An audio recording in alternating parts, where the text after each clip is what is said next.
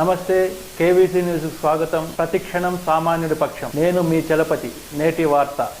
కాదు, అప్పటికిప్పుడు తేడా ఏంటంటే అప్పుడు 2 సార్లు నేను తెలుగుదేశం పార్టీ నుంచి పోటీ చేశాను. ఇప్పుడు వైఎస్ఆర్ కాంగ్రెస్ పార్టీ నుంచి పోటీ చేస్తున్నా. సో మీ అందరికీ తెలుసు, నా గురించి నేను పెద్దగా మీకు చెప్పవసరం లేదు. 10 ఏళ్లలో నేను 2014లో నేను ఎంపీగా ఎన్నికై నుంచి 10 ఏళ్ళు మీ అందరికీ అన్ని విషయాలు తెలుసు. మీలో చాలామంది విజయవాడలో పుట్టి పెరిగిన జర్నలిస్టులు ఉన్నారు. విజయవాడ అంటే అభిమానాలు కలిగినటువంటి జర్నలిస్టులు ఉన్నారు. అట్లాగే ఈ ప్రాంతం ఏంటి, ఈ ప్రాంత చరిత్ర ఏంటి అన్నీ కూడా మీకు బాగా తెలుసు. ఈ మధ్య 2014 రాష్ట్రం విడిపోయిన తర్వాత కొంతమంది జర్నలిస్ట్ హైదరాబాద్ నుంచి వచ్చో, వేరే ప్రాంతాల నుంచి వచ్చో ఇక్కడికి వచ్చి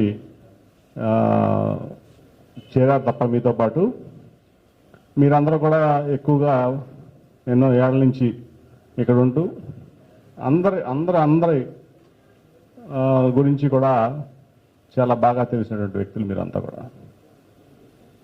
ముఖ్యంగా 2014కు ముందు విజయవాడ నగరం ఎట్లా ఉండేదో మీకు తెలుసు. మనం ఆ తర్వాత ఈ 10 ఏళ్లలో ఏ రకంగా దీన్ని రూపురేఖలు మార్చాము. ఒక ఇన్ఫ్రాస్ట్రక్చర్లో కనకదుర్గ ఫ్లైఓవర్ కానీ, బెంజ్ సర్కిల్ ఫ్లైఓవర్ కానీ, అట్లాగే ఇవాళ మన ఎయిర్పోర్ట్ కానీ, మౌలిక సదుపాయాల్లో నేను ఏం చేశానో ఈ నగరానికి మీ అందరికీ తెలుసు. అంతకుముందు కనకదుర్గ ఫ్లైఓవర్ అసాధ్యం అన్నటువంటి పరిస్థితిలో నేను దాన్ని సుసాధ్యం చేసి చూపించా. నేను 2 ఎన్నికల్లో కూడా పెద్ద ఎన్నికల హామీలు ఇవ్వాల. ఎందుకంటే ఇక్కడ పుట్టి పెరిగినటువంటి వ్యక్తిగా ఈ ప్రాంతం గురించి నాకు తెలుసు. అట్లాగే ఒక లాజిస్టిక్స్ ఎక్స్పర్ట్గా, ఈ కంట్రీలోనే ఒక లాజిస్టిక్స్ ఎక్స్పర్ట్గా, ఈ దేశంలో ఒక ట్రాన్స్పోర్ట్ రంగంలో ఒక నిపుణుడిగా, అట్లాగే వాళ్ళ ఆటోనగర్ కార్మికుల యొక్క కష్టాలు తెలిసిన వ్యక్తిగా, ఈ ప్రాంతం భౌగోళికంగా దీనికి ఉన్నటువంటి ఇంపార్టెన్స్ తెలిసిన వ్యక్తిగా, ఈ ప్రాంతం గతంలో ఎంత వెనకబడిందో నాకు తెలుసు, మీకు తెలుసు. అటువంటి పరిస్థితుల్లో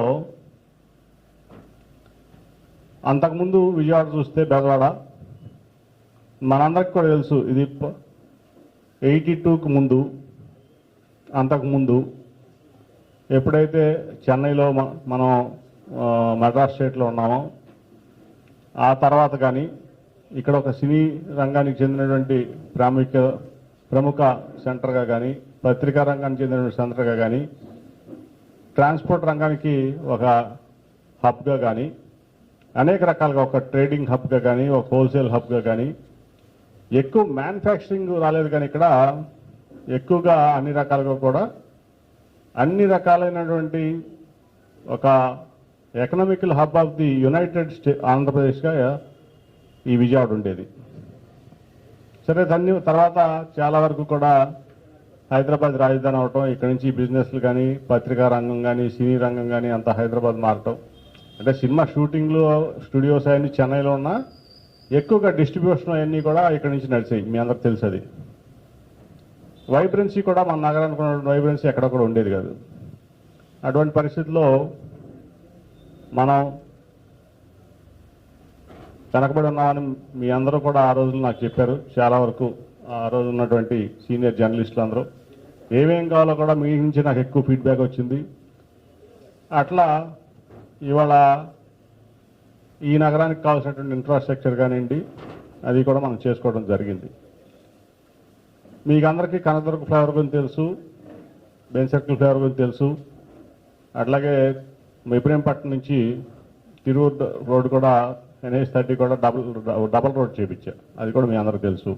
అట్లాగే నందిగామ బైపాస్ కానీ, కంచెల్ బైపాస్ కానీ, అట్లా అనేక రకాలుగా ఇప్పుడు సూపర్ స్పెషాలిటీ హాస్పిటల్కి 150 కోట్లు 120 crores ఏమో సెంటర్ నుంచి ఆ రోజు నడ్డా హెల్త్ మినిస్టర్గా ఉన్నప్పుడు నడ్డా గారు ఆయన దగ్గర నుంచి తీసుకురావడం కానీ 30 crores దీంట్లో చేయడం కానీ, అట్లాగే స్టామ్ వాటర్ డ్రైనేజ్కి అర్బన్ డెవలప్మెంట్ మినిస్ట్రీ నుంచి ఒక 468 కోట్లు శాంక్షన్ చేపించడం కానీ అట్లా రకరకాలుగా దాదాపు అట్లాగే విజయవాడ మచిలీపట్నం హైవే 4 లైనింగ్ ఆగిపోతే దాన్ని మళ్ళీ లైన్లో పెట్టించి ఆ కాంట్రాక్టర్ మార్పించి ఆ కాంట్రాక్టర్ పని చేయట్లేదని మళ్ళీ దాన్ని ఒక లైన్లో పెట్టి అది పూర్తి చేయడం కానీ అలాగే విజయవాడ వెస్ట్ బైపాస్ అంతకుముందు ఆగిపోయి ఉంటే అంతకుముందు 4 లైన్ ఉంది దాన్ని మళ్ళీ 6 లైన్ చేపించి ఇప్పుడు పూర్తి చేస్తూ ఉన్నాం దాని మీద దాన్ని అది కూడా 5-6 నెలల్లో పూర్తవుతుంది. అటువంటి కార్యక్రమాలని పూర్తి చేసాం.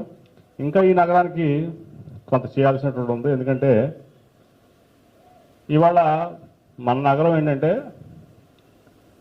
The third highly densely populated city in the world ఇది. ఎందుకంటే 63 స్క్వేర్ కిలోమీటర్స్లో దాదాపు ఇంతకుముందు 8 లక్షలు 9 లక్షలు ఉన్నారనుకుంటే ఇప్పుడు దాదాపు 15 లక్షలకు వెళ్ళిపోయారు జనాభా. ఎందుకంటే చుట్టూ కొండలు కానీ కొండల మీద ఇళ్ళు కానీ అక్కడ స్థిర నివాసం ఎక్కడెక్కడి నుంచి స్థిర నివాసం ఏర్పరుచుకున్న వ్యక్తులు కానీ ఇవన్నీ ఉన్నాయి. మెయిన్గా ఇవాళ డ్రింకింగ్ వాటర్ ప్రాబ్లం కానీ డ్రైనేజ్ ప్రాబ్లం కానీ స్ట్రాంగ్ వాటర్ డ్రైనేజ్ కానీ ఇట్లా రకరకాలుగా ఎప్పుడు ప్రాబ్లమ్స్ అప్పుడు అడ్రస్ చేస్తూ వస్తున్నాం. చాలా వరకు కూడా క్లియర్ అయినాయి. ఇంకా ఏంటంటే దీన్ని ఒక ఎయిర్పోర్ట్ కూడా ఆ రోజున చంద్రబాబు నాయుడు గారు అమరావతిలో కట్టుకోవాలనుకున్నారు ఎయిర్పోర్ట్. నాగార్జున యూనివర్సిటీ దగ్గర 5,000 ఎకరాల్లో శంషాబాద్ ఎయిర్పోర్ట్ లాగా నేను చేసుకోవాలి కొత్త ఎయిర్పోర్ట్లో అని భావించినప్పుడు దానికి నేను ఆ ఎయిర్పోర్ట్ కడడానికి లేట్ అవుతుంది, ముందు మనం ఈ ఎయిర్పోర్ట్ని డెవలప్ చేసుకుందాం, ఎట్లాగే మనం ఎన్డీఏ గవర్నమెంట్లో ఉన్నాం, అక్కడి నుంచి మనం ఫండ్స్ తెచ్చుకోవచ్చు, ఇక్కడ ల్యాండ్ కొంత అవసరం ఉంటుందని కేంద్రం చెప్పినప్పుడు 650 ఎకరాలు రైతుల నుంచి ఆ రోజు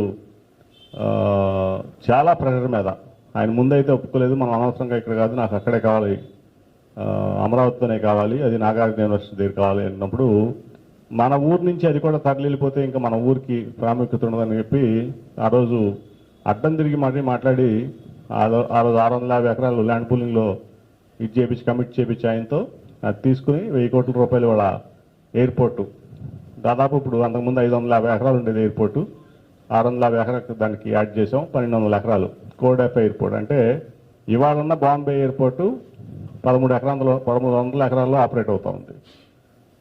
దాంట్లో ఇవాళ 1 మినిట్కి 1 అవర్కి 52 టేకాఫ్స్ ల్యాండింగ్స్ జరుగుతూ ఉన్నాయి. అంటే రోజు మొత్తం మీద 24 అవర్స్ ఎప్పుడు కూడా జరిగే ఎయిర్పోర్ట్ అది. అంటే దాదాపు 24 అవర్స్లో ఆల్మోస్ట్ లైక్ 1,200 ఫ్లైట్స్ దిగటం కానీ ఇది అవ్వటం కానీ జరుగుతుంది. అంటే అది 1,300 ఎకరాల్లో ఉంటే ఇది 1,200 ఎకరాలు ఆల్రెడీ ఉంది ల్యాండ్. ఎయిర్పోర్ట్ కూడా 1,000 కోట్లు ఉంది.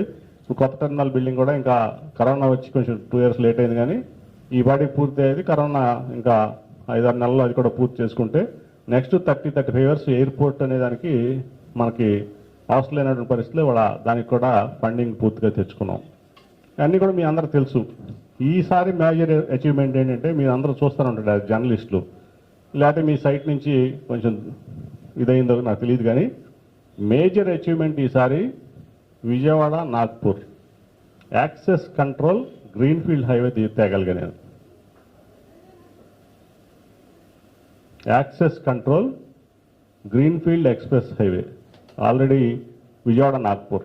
దీనివల్ల ఏమవుతుందంటే ఇంతకుముందు మనం ఢిల్లీ వెళ్ళాలంటే మన ట్రక్లో కానీ లేకపోతే బస్సులు కానీ ఇవన్నీ కూడా ఇక్కడి నుంచి హైదరాబాద్ వెళ్ళి హైదరాబాద్ నుంచి నాగ్పూర్ వెళ్ళి అక్కడి నుంచి వెళ్ళాల్సి వచ్చేది. దాదాపు ఒక 12 గంటలు 13 గంటలు పడేది ఇక్కడి నుంచి నాగ్పూర్. నాకున్న అనుభవంతో నాకు గడ్కరీ గారితో ఉన్నటువంటి పరిచయంతో నాకు ఆయనతో ఒకరోజు నేను చర్చిస్తూ జరిగింది. సరదాగా మేము ఆయన ఇంట్లో మాట్లాడుకుంటున్నప్పుడు నాది ఒక ప్రపోజల్ ఉంది సార్, మీరు చేయగలిగితే కనుక మీ ఊరికి నా ఊరికి కూడా గొప్ప అచీవ్మెంట్ అవుతుందన్న. ఏంటన్నాడు. ఏంటన్నప్పుడు ఈ దేశానికి 0 point Nagpur longitude wise latitude wise తీసుకున్న centre of the country. So మీకు ఇక్కడి నుంచి మీ nearest sea port Mumbai JNPT port, మీకు అది 920 కిలోమీటర్లు పడుతుంది నాగ్పూర్ నుంచి వెళ్ళాలంటే. కానీ ఇప్పుడు మచిలీపట్నంలో పోర్టు నిర్మాణం జరుగుతుంది.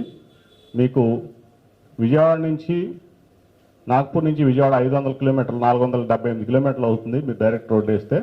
అక్కడి నుంచి 100 కిలోమీటర్లు మీరు పోర్టులో ఉంటారు. అంటే 600 కిలోమీటర్ల లోపు మీకు నాగ్పూర్ నుంచి బయలుదేరినటువంటి ఏ కంటైనర్ అవని లారీ అవని ఏదన్నా అవని మీకు 600 కిలోమీటర్ల లోపు మీకు పోర్ట్లో ఉంటుంది.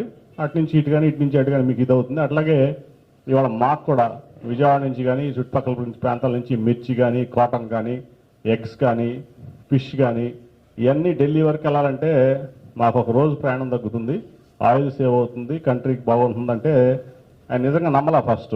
తర్వాత ఆయన ఏరియల్ సర్వే చేయించుకుని డిపిఆర్ రిపోర్ట్ తెప్పించుకుని నువ్వు చెప్పింది కరెక్టే, ఇది ప్రాజెక్ట్కి వెళ్దాం అంటే ఇవాళ ఆల్రెడీ మన జక్కంపూడి వరకు కూడా అక్కడ నాగపూర్లో బయలుదేరి స్ట్రైట్ హైవే జక్కంపూడి వరకు మనకి కలుస్తుంది. అది జక్కంపూడి మన బైపాస్, ఇప్పుడు వచ్చే కొత్త బైపాస్ వెస్ట్ బైపాస్కి కలుస్తుంది. దానికి మొత్తం పనులు మొదలు గ్రీన్ఫీల్డ్ మొత్తం ల్యాండ్ అక్విజిషన్ అయిపోయింది, పనులు కూడా మొదలు అయిపోయినాయి. ఇంకా మ్యాక్సిమం 1.5 yearలో మనకి ఇక్కడ నుంచి నాగ్పూర్ వెళ్ళేటువంటి ఫెసిలిటీ అంటే మీకు బై ఎయిర్ కానీ బై రైల్ కానీ బై రోడ్ కానీ ఇవాళ కనెక్టివిటీ ఆ రోడ్డు వస్తే విజయవాడ నుంచి ఢిల్లీ వెళ్ళాలంటే 18 గంటలు వాళ్ళు విజయవాడ నుంచి ఢిల్లీ వెళ్తాం. అది నా పరంగా నాకు గ్రేట్ సాటిస్ఫాక్షన్ అనమాట ఈసారి. ఇంతకుముందు కనకదుర్గ ఫ్లైఓవర్ ఎట్లాగో బెంజ్ సర్కిల్ ఫ్లైఓవర్ ఎట్టో ఫస్ట్ టర్మ్లో, ఈ టర్మ్లో నా పరిధిలో నేను అచీవ్మెంట్ అని చెప్పను కానీ నాకు చాలా సాటిస్ఫాక్షన్ అంట ఈ ఊరి కోసం పనిచేయటం. అట్లా నిరంతరం నా ఎనర్జీ కానీ నాకున్నటువంటి రిలేషన్ కానీ లేదా ఏదన్నా కానీ ఈ ఊరు కోసం ఇక్కడ ప్రజల కోసం. అట్లాగే మీకు తెలుసు లాస్ట్ టైం టాటా ట్రస్ట్ని తీసుకొచ్చాం, 265 గ్రామాలు బాగు చేయించాం, దాదాపు 10 లక్షల మందికి ఆ ఉచిత ఆరోగ్యం ఇచ్చాం ఫ్రీగా, ₹1 ఛార్జ్ లేకుండా. అట్లాగే టాటా ట్రస్ట్ ద్వారా కొన్ని విలేజ్ 265 విలేజ్లో దాదాపు కొన్ని లక్ష పైన టాయిలెట్లు కట్టించాం పేదవాళ్ళకి. డ్రింకింగ్ వాటర్ లేదంటే డ్రింకింగ్ వాటర్ ఇప్పించాం, ఓవర్ హెడ్ ట్యాంకులు కట్టించాం. అనేక రకాలుగా మీకు 3 లక్షల మంది మహిళలకి స్కిల్ డెవలప్మెంట్లు ఇంటర్నెట్ సాధ్య అని ప్రోగ్రాం పెట్టి దాంట్లో ట్రైనింగ్ ఇప్పించాం. అట్లా ఎంప్లాయ్మెంట్ ఇప్పించాం, ఎడ్యుకేషన్ ఇప్పించాం. అనేక రకాలుగా టాటా ట్రస్ట్ని వాడి 10 లక్షల మందికి సేవ చేయడం జరిగింది లాస్ట్ టైం. అట్లా ఈ టైము ఈసారి వాటర్ ప్రాబ్లం ఎక్కువ ఉందని గుర్తించి దాదాపు నా ఎంపీ నిధుల నుంచి ప్రతి ఊరికి ఒక వాటర్ ట్యాంకర్ ఇచ్చాం. అట్లాగే ఎక్కడ ఓవర్ హెడ్ ట్యాంకులు అవసరమైతే ఓవర్ హెడ్ ట్యాంకులు ఇంక్లూడింగ్ ఆటో నగర్ ఆటనా నుంచి ఎప్పటి నుంచో వాటర్ ప్రాబ్లం ఉంది, ఓవర్ హెడ్ ట్యాంక్ లేదంటే 6 లక్షల కెపాసిటీ వాటర్ ట్యాంక్ 3 కోట్లు దాదాపు 2-3 కోట్ల 35 లక్షలు అక్కడ శాంక్షన్ చేసి అక్కడ వాటర్ ప్రాబ్లం తీర్చడం జరిగింది. చాలా గ్రామాల్లో ఎక్కడైతే వాటర్ ప్రాబ్లం ఉందో అక్కడ ఓవర్ హెడ్ ట్యాంకర్ ఇస్తాం. ప్రతి గ్రామానికి ఒక ట్యాంకర్ ఇచ్చేసరికి చాలా వరకు కూడా వాటర్ ప్రాబ్లం అనేది సాల్వ్ అవడం జరిగింది. అట్లా అనేక రకాలుగా కూడా నాకు ఎక్కడైతే మీలాంటి విఘ్నుల నుంచి మీలాంటి మంచి జర్నలిస్ట్ నుంచి నాకు ఫీడ్బ్యాక్ వచ్చినప్పుడల్లా లేదా ఒక్కొక్కసారి పౌరుల నుంచి వచ్చిన ఫీడ్బ్యాక్ని ఆధారం చేసుకుని ఆ పనిని సాల్వ్ చేయడంలో కానీ ఇప్పుడు కొండూరులో కిడ్నీ ప్రాబ్లం ఉంది, దానికి నేను అనేక సార్లు పార్లమెంట్లో ప్రస్తావించి మినిస్టర్లను కలిసి జలశక్తి మినిస్టర్ నుంచి వాటర్ ముందు అది చూస్తే వాటర్ ప్రాబ్లం ఉందని అక్కడ చూసిన తప్ప గ్రౌండ్ వాటర్ ప్రాబ్లము కృష్ణానది నుంచి అక్కడ వరకు దాదాపు 48 కోట్ల రూపాయలు మరి సెంట్రల్ గవర్నమెంట్ నుంచి శాంక్షన్ చేయించాం, జలశక్తి మంత్రిను హెల్త్ మినిస్ట్రీ నుంచి. ఆ పనులు కూడా మొదలైనవి. అట్లా ఈ ప్రాంతానికి పనిచేయడంలో ఒక ఆనందం ఉంది. అట్లాగే మనకి వెరీ పాపులర్గా మనకేంటంటే ఇక్కడ కొండపల్లి టాయ్స్, దాని మీద చాలా వర్క్ చేసాం. ఇప్పుడు మీరు చూస్తే అక్కడ కొండపల్లి టాయ్స్ కోసం ఒక కొత్త భవనం నిర్మించాం. అది ఎంఎస్ఎంఈ ఫండ్స్ తీసుకొచ్చాం గవర్నమెంట్ ఆఫ్ ఇండియా నుంచి. వాళ్ళకి మ్యాచింగ్ గ్రాంట్ కావాలంటే దాదాపు 3 కోట్ల రూపాయలు నా నిధుల నుంచి కళాకారుల తరపు నుంచి దాని అందరినీ కూడా ఒక అంతకుముందు చిన్న యూనిట్లుగా చిన్న అసోసియేషన్లుగా ఉండేవాళ్ళు, వాళ్ళందరినీ ఒక యూనిట్ చేసి ఒక అసోసియేషన్ చేసి వాళ్ళందరికీ కలిపి ఒక వర్క్షాపులు ఒక బిల్డింగ్ కట్టించి దాంట్లో వివిధ రకాల ప్రతి ఒక్కరికి ఒక వర్క్షాప్ పెట్టించి అలాగే ఒక ఇన్వెంటరీ స్టోర్ చేసుకోవడానికి ఒక గోడౌన్ లాంటిది పెట్టించి లేటెస్ట్ మిషనరీ ఇప్పించి వాళ్ళని స్కిల్ డెవలప్మెంట్ చేయించి వాళ్ళ అన్నిటితో టైప్ చేసి నెప్తో వాళ్ళతో టైప్ చేసి ఆ కొండపల్లి బొమ్మల్ని రష్యాలో కోయేసుకునేది టాయ్ నేషనల్ టాయ్ ఆ రేంజ్లో తీసుకెళ్ళాలని ప్రయత్నిస్తున్నాం. అది చాలా వరకు కూడా మనం సక్సెస్ఫుల్ అయ్యాం. మీరు ఎవరైనా చూసినా మీ కొండపల్లి జర్నలిస్ట్ అని చెప్తారు. అక్కడ మనం దాని మీద మొత్తం కొత్త బిల్డింగ్ కట్టించి దాదాపు 20 పైన వర్క్షాపులు పెట్టించి అందరికీ టూల్ కిట్స్ ఇప్పించి లేటెస్ట్ మోడర్న్ ఎక్విప్మెంట్ ఇప్పించి మళ్ళీ వాళ్ళకి ఈ కలప ఏదైతే స్టోర్ చేసుకోవడానికి 20 లక్షల గ్యాప్ ఫండింగ్ ఇప్పించి బ్యాంక్లో అందరికీ కలిపి ఎప్పుడైతే కలపకొని స్టోర్ చేసుకుంటారో చౌకున్నప్పుడు మళ్ళీ అయిపోయినప్పుడు మళ్ళీ దాన్ని రీప్లేస్ చేసుకుంటూ ఉంటారు. అట్లా అన్ని రకాలుగా కూడా నా దృష్టికి ఏమొచ్చినా కూడా అవన్నీ అడ్రస్ చేస్తా ముందుకు సాగాం. అట్లాగే విజయవాడ ఎంపీలు కూడా ఇప్పుడు వరకు 1952 నుంచి కూడా మీరు అందరూ చూస్తున్నారు. 1952లో హరీంద్రనాథ్ చట్టోపాధ్యాయ గారు వచ్చారు. వెస్ట్ బెంగాల్ నుంచి సరోజినీ నాయుడు గారి తమ్ముడు ఆయన. వాళ్ళు హైదరాబాద్లో సెటిల్ అయ్యి ఆయన వచ్చి కమ్యూనిస్టు బలం దీంతో సపోర్ట్తో ఇండిపెండెంట్ గెలిచారు ఫస్ట్ 52లో. తర్వాత గుంటూరు నుంచి అచ్చమామ్మ గారు వచ్చారు. తర్వాత 3 సార్లు కేఎల్ రావు గారు ఉన్నారు. ఆయన గొప్ప సేవ చేశారు ఈ నగరానికి. ఆ తర్వాత మురహర్ గారు వచ్చారు, ఆయన డిప్యూటీ స్పీకర్ చేశారు. ఆ తర్వాత మళ్ళీ విజయ్ గారు వచ్చారు, మన అట్లాగే వడ్డే సోమనాథేశ్వర వచ్చారు. తర్వాత నేను ఉపేంద్ర గారు వచ్చారు. ఆ తర్వాత మన గద్దె రామ్మోహన్ గారు వచ్చారు. తర్వాత 2 సార్లు లగడపాటి రాజగోపాల్ గారు వచ్చారు. తర్వాత నేను 2 సార్లు చేశాను. ఒక గొప్ప విశేషం ఏంటంటే ఇంతమంది ఎంపీల్లో వీళ్ళందరూ కూడా సరే కొంతమంది వాళ్ళ మార్క్ ఈ నగరం మీద వేసి ఉండొచ్చు, కొంతమంది వేయలేకపోయి ఉండొచ్చు. కానీ ఎవ్వరూ కూడా మచ్చలేని వ్యక్తులు అందరూ కూడా, ఇంక్లూడింగ్ గద్దె రామ్మోహన్ గారు, వడ్డే సోమనాథేశ్వర, తర్వాత నేను ఉపేంద్ర గారు, రాజగోపాల్ గారు, అందరూ ఏ పార్టీ వాళ్ళైనా అందరూ కూడా ఇవాళ వరకు ఈ విజయవాడ ప్రజల అదృష్టం ఏంటంటే ఎక్కడక్కడ ఒక కరప్ట్ అనో, ప్రజల జీవితంలో దూరి వాళ్ళని కెలక్కవనో, ల్యాండ్ గ్రాబింగ్ చేయడమనో, లేకపోతే మాఫియా చేయడమనో ఎక్కడా మనకి ఎప్పుడు కూడా అది కామెంట్ మనం వినలా. మీరు కూడా దాన్ని ఒప్పుకుంటారని నేను భావిస్తున్నా ఇప్పుడు వరకు ఉన్నటువంటి ఎంపీల్లో. సరే ఎమ్మెల్యేల సంగతి పెట్టడం ఎంపీల వరకు నేను మాట్లాడుతున్నా 52 నుంచి ఇవాళ వరకు. సో ఆ ప్రాసెస్లో ఇవాళ ఈ కాగితాలు ఏంటని మీరు అనుకోవచ్చు, ఇది 1000 పేజీల డాక్యుమెంట్స్ ఇవి. మీ అందరి కోసమే తీసుకొచ్చేయట్లని జయరాజు గారు కూడా ఆశ్చర్యపోయి ఉంటారు. జయరాజు గారిని మా చందు సాగు మీరంతా.